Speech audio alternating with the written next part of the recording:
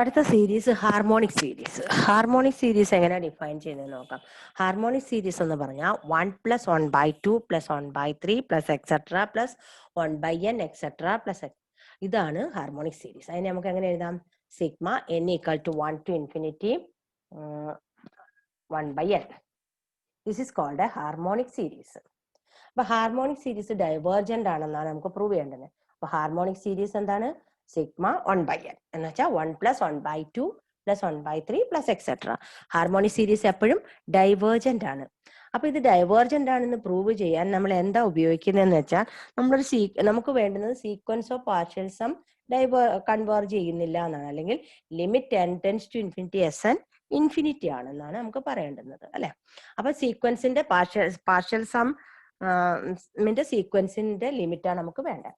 അപ്പൊ ഒരു sequence convergent ആണെങ്കിൽ then any subsequence obtained by deleting any number of terms from the parent sequence must also be convergent.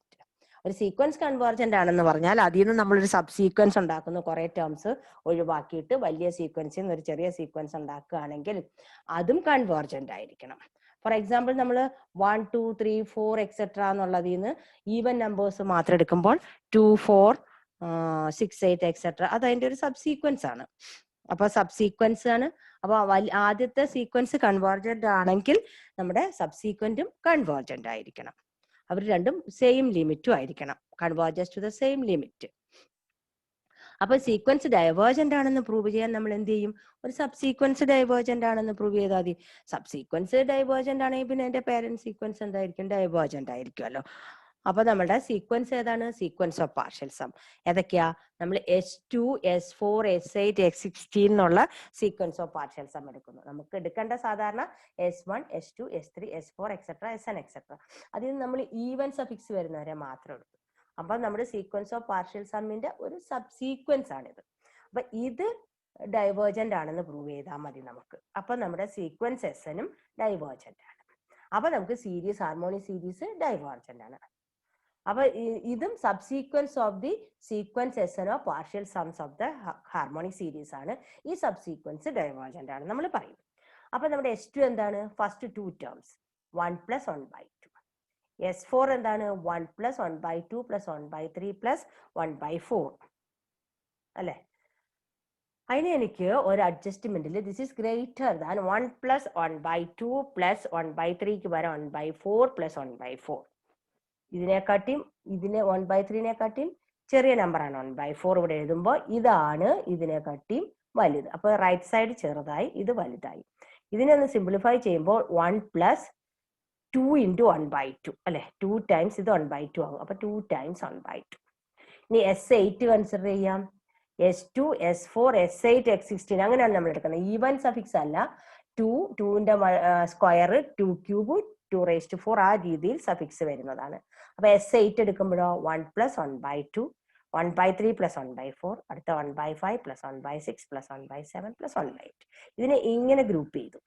ഇനി 1/3 വരെ ഇവിടെ 1/4 ആയി. അപ്പൊ ഈ എഴുതുന്നത് ചെറുതും ആദ്യത്തെ വലുതുമാണ്. ഇനി ഇവിടെയൊക്കെ 1/5 1/6 1/7 പകരം ഏറ്റവും ചെറിയ 1/8 എഴുതി.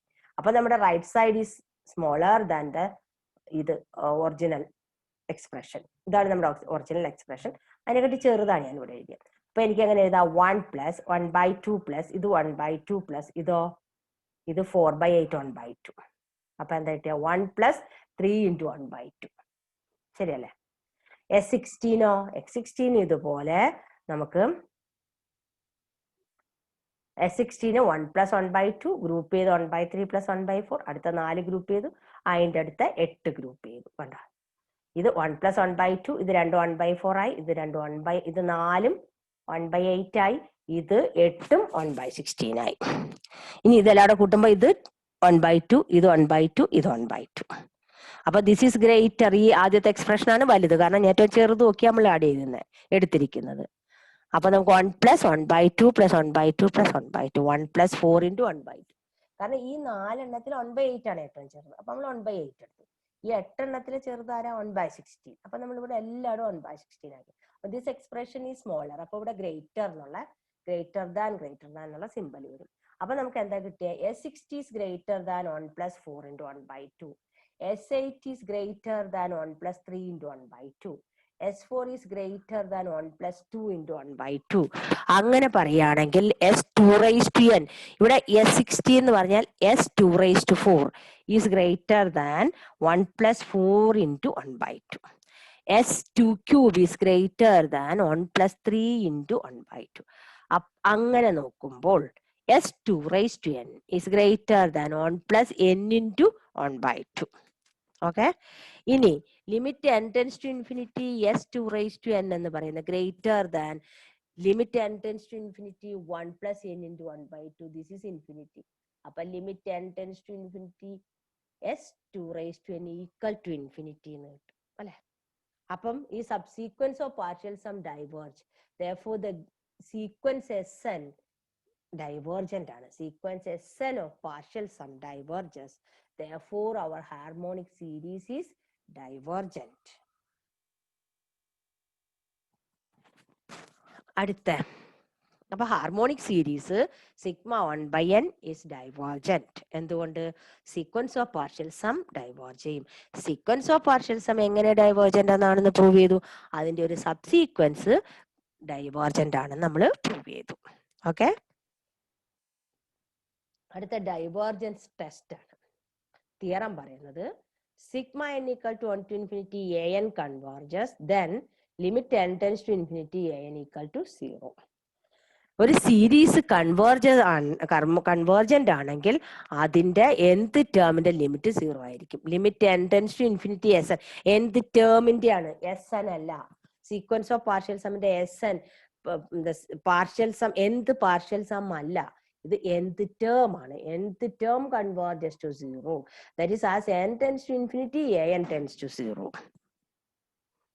ദാറ്റ് മീൻസ് അങ്ങോട്ട് പോകും തോറും നമ്മുടെ സീരീസിന്റെ ടേംസ്, കൺവേർജന്റ് സീരീസിന്റെ ടേംസ് അൾട്ടിമേറ്റ്ലി അപ്രോച്ചസ് ടു 0 എന്നാണ് അതിന്റെ അർത്ഥം. അൾട്ടിമേറ്റ്ലി അപ്രോച്ചസ് ടു 0 എന്നാണ് നമ്മൾ പറയാ. അവസാനം ആവുമ്പോൾ 0 ആകുന്നതിന് നമ്മൾ പറയുന്ന വേർഡാണ് അൾട്ടിമേറ്റ്ലി അപ്രോച്ചസ് ടു 0. പ്രൂഫ്.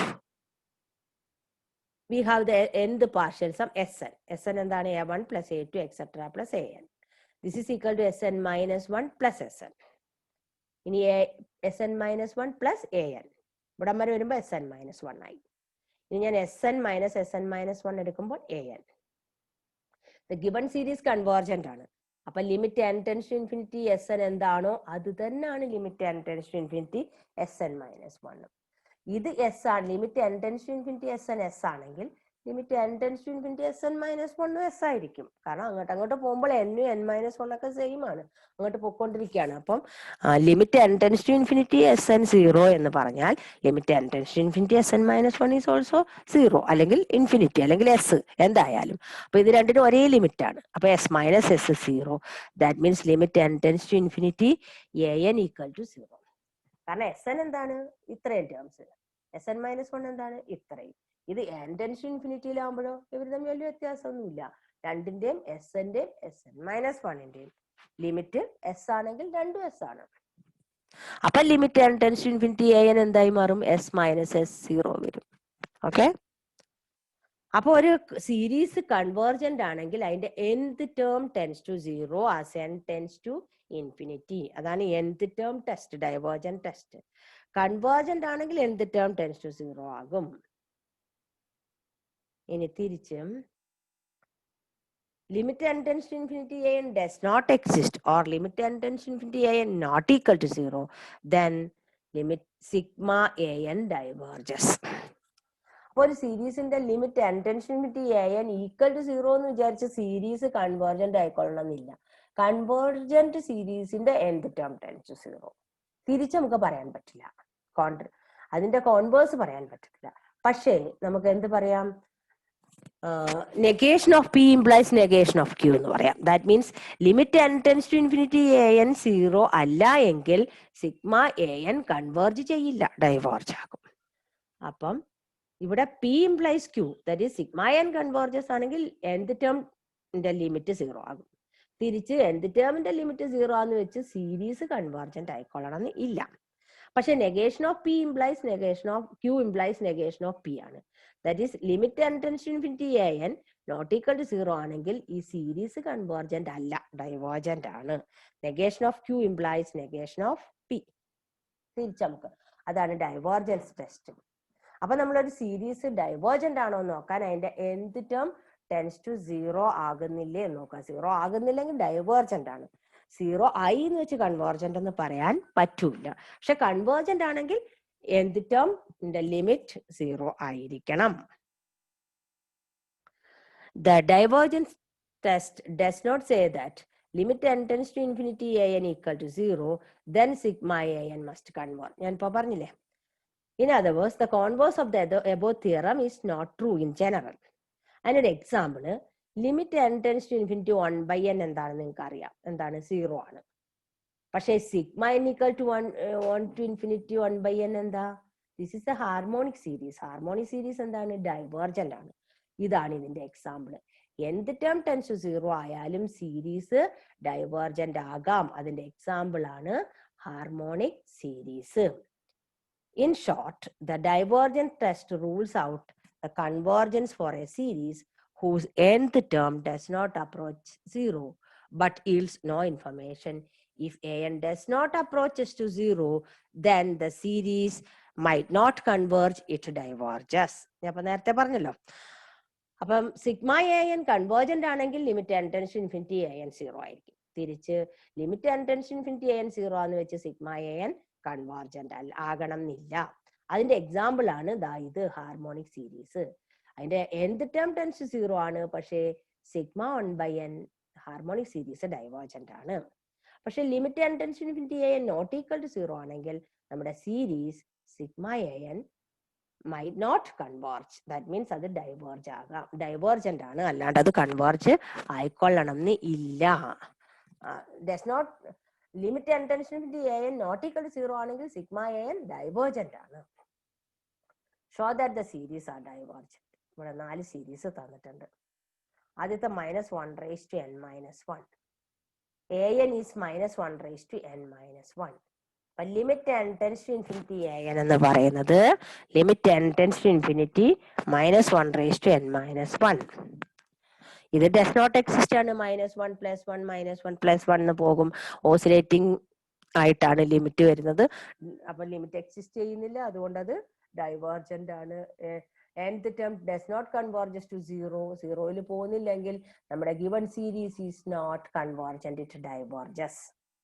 അടുത്ത nth term ഇതാണ് b. an is 2n² + 1/3n² - 1. ഇനി ഇവിടെ ലിമിറ്റ് എടുക്കുന്നു. Limit n tends to infinity an. Limit n tends to infinity ഇവിടെ. അപ്പൊ നമ്മൾ n² കൊണ്ട് ഡിവൈഡ് ചെയ്തു. അപ്പൊ നമുക്ക് 2/3 കിട്ടി ലിമിറ്റ് എടുത്തപ്പം. അതിന്റെ അർത്ഥം nth ടേം an ലിമിറ്റ് 0 അല്ല. അതുകൊണ്ട് നമ്മുടെ ഗിവൺ സീരീസ് സിഗ്മ an എന്നുള്ള ഈ സീരീസ് സിഗ്മ an കൺവേർജ് ചെയ്യില്ല. That is diverges.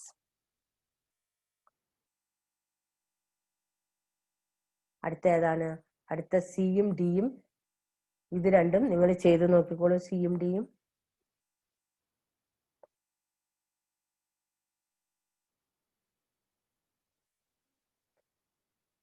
C 1/2 + 2/3 + 3/4 etcetera. ഇതിന്റെ nth ടേം എന്താ വരിക? n/n + 1.